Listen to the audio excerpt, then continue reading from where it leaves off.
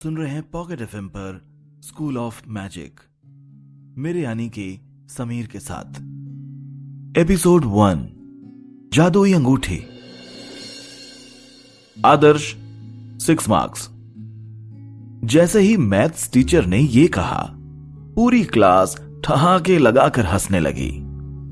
Class के सभी लोग पीछे मुड़कर उस लड़के को देखने लगे जिसे एग्जाम में 0 से सिर्फ 6 नंबर ही ज्यादा मिले थे, और ये लड़का हमेशा क्लास की आखिरी बेंच पर ही बैठता था। वैसे इन महानुभाव का नाम तो आपको मैथ्स टीचर के अनाउंसमेंट से पता चल ही चुका होगा। जी हां, इस लड़के का नाम था आदर्श। आदर्श, तुम्हें कुणाल से कुछ सीखना चाहिए। इतना कठिन एग्जाम होने के बाद भी उसके 96 मार्क्स आए हैं, और तुम सिर्फ 6 मार्क्स लाए। अपना नाम तो मत डुबाओ कम से कम। मैथ्स टीचर ने आदर्श को डांटते हुए कहा। कोई आखिर इतना बुद्धू कैसे हो सकता है भला? जब आदर्श स्कूल में आया था तब वो हमेशा टॉप करता था, लेकिन हाई स्कूल में आते ही उसके मार्क्स भी कम होते चले गए और उसकी वजह से क्लास का एवरेज भी लो हो जाता था। सर ये तो अपने नाम से बिल्कुल उल्टा है। आदर्श, अरे कहां से आदर्श है ये? कुणाल ने टॉन्ट मारते हुए कहा।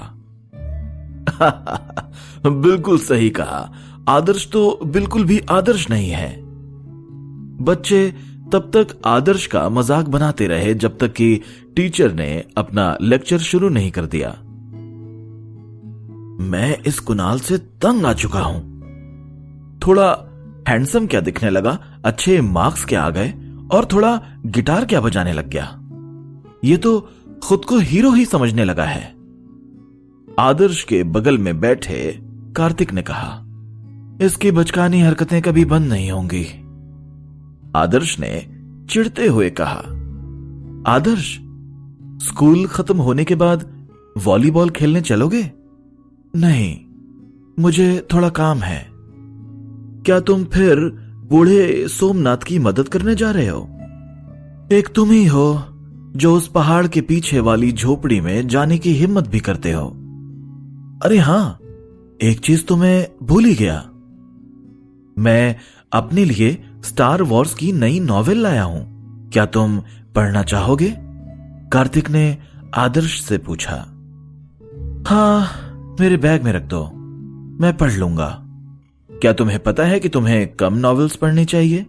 तुम्हें तो इनकी लत ही लग गई है। आदर्श ने जवाब दिया। स्कूल के बच्चों को तो दिन भर का इंतजार होता है कि आखिर कब स्कूल की लास्ट बेल बजे और वो इन बोरिंग क्लासेस से छुटकारा पाकर गली क्रिकेट के लिए रवाना हो सकें। आदर्श अंगड़ाई लेते हुए उठता है और अपना बैग टांग कर पहाड़ के पीछे जाने लगता है। पहाड़ के पीछे वाला हिस्सा भी स्कूल में आने का ही रास्ता था, लेकिन अब यहां से कोई नहीं आता था। सोमनाथ इसी गेट का गार्ड था। उसे बच्चों की सुरक्षा करने और यह देखने के लिए रखा गया था कि कोई भी बच्चा छुपकर इंटरनेट कैफे में ना जाए। आदर्श के अलावा सोमनाथ का ना तो कोई दोस्त था और ना ही उसके कोई रिश्तेदार थे, इसलिए जब उसकी मौत हुई तो किसी को ज्यादा फर्क नहीं पड़ा और स्कूल ने भी बिना किसी क्रियाकर्म के उसे ऐसे ही दफना दिया। आदर्श और सोमनाथ एक दूसरे को करीब से जानते थे। सोमनाथ अपनी मौत से पहले आदर्श के लिए कुछ सामान भी छोड़कर गया था।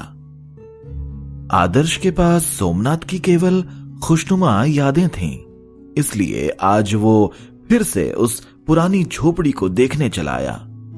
आज उसे आखिरी बार अपने अंकल सोमनाथ को अलविदा करना था। सोमनाथ हमेशा कहता था कि उसके दादा परदादा हिस्ट्री के किसी बड़े हीरो से कम नहीं थे, इसलिए उसके पास 5000 साल पुरानी एक एंटीक अंगूठी थी। आदर्श ने उस अंगूठी को पहले भी देखा था। वो एकदम गहरे काले रंग की थी, पर एंटीक तो कहीं से नहीं लगती थी। सबसे जरूरी बात तो ये कि वो जौहरी के पास अंगूठी लेकर भी गया था उसकी कीमत का पता लगाने, लेकिन जौहरी ने उसे उल्टे पैर वापस भेज दिया, ये कहकर कि उसकी हिम्मत भी कैसे हुई ऐसा भद्दा मजाक करने की। बड़ा आया लोहे की अंगूठी को एंटीक बताने वाला।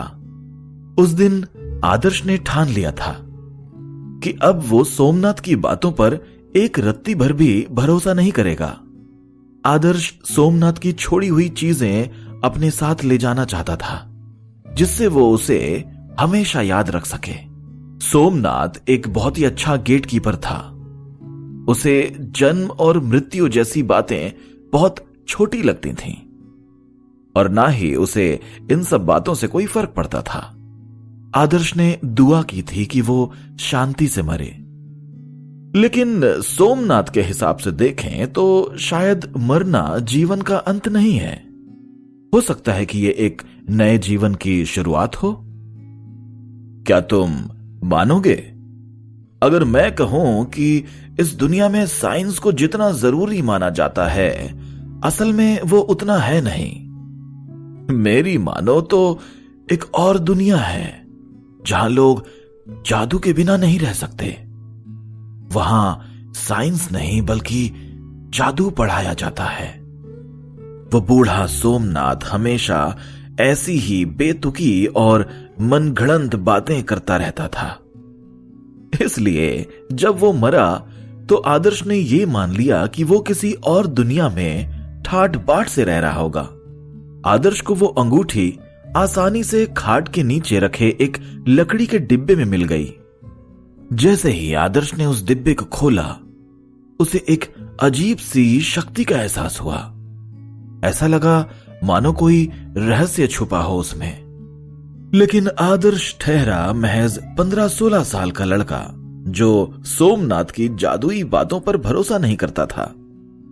इस जादुई अंगूठी की मदद से दुनिया को बचाने की बातें उसे मजाक लगती थीं।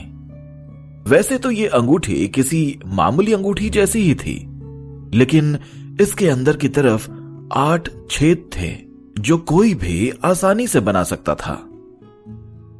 जैसे ही आदर्श ने उस अंगूठी को पहना, उसके शरीर में झुरझुरी सी दौड़ गई।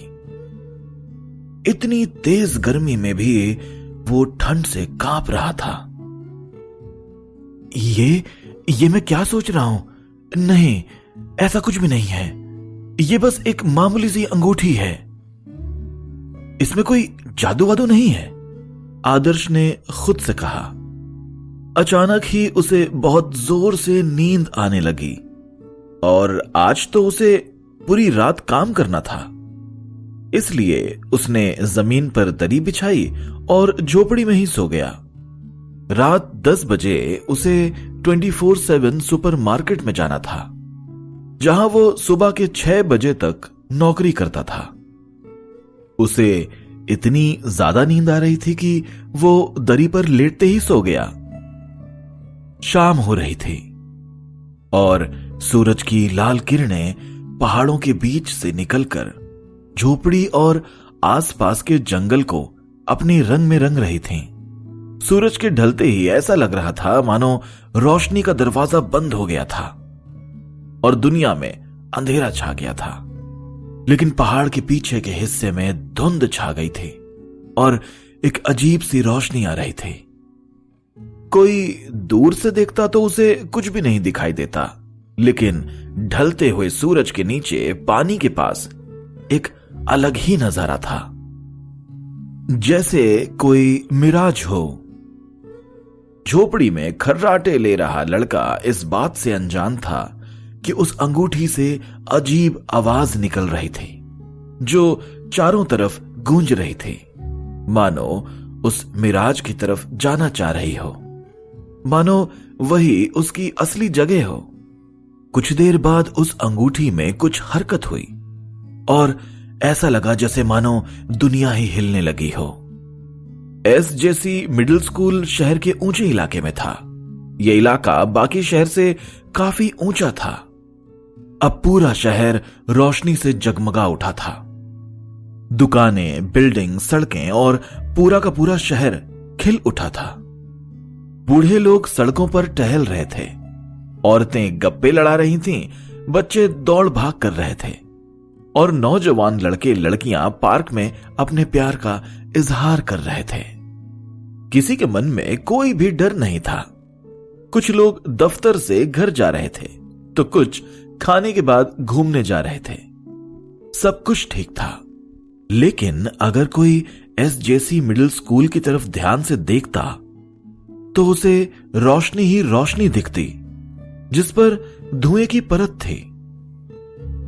यह जगह एक शांत पानी के जैसे थी कि तभी हवा में एक टनल आया जो एक मशीन की तरह घूम रहा था, लेकिन उसमें कोई आवाज नहीं थी। एक तरफ लाइटों से जगमगाता शहर था तो दूसरी तरफ आधा पहाड़ एक स्पेशल टनल में समा गया था।